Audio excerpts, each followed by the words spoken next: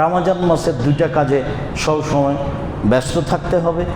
দান যেভাবে সহজ, যেভাবে সম্ভব। ফকির মিসকিন যে চাইতে এসেছে, ফকিরকে যে চাই, মিসকিনকে যে চাইতেও পারে না, সংসারও চলে না, ও আবার বাড়ির পাশে আছে, ওর সাথে আপনার আবার ঝগড়া, এরপরও দিতে হবে।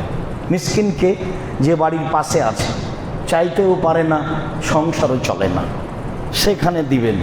ওসর জাকাত দেন, দান করেন।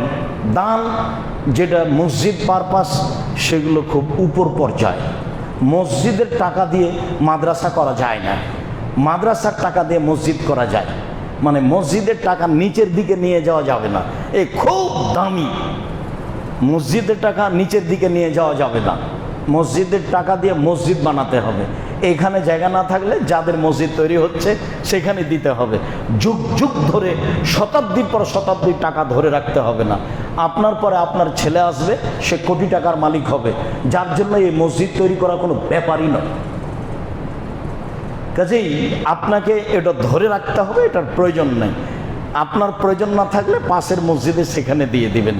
মসজিদের টাকা মাদ্রাসায় নিয়ে যাওয়া যায় না, তাহলে এটা নিচে চলে গেল।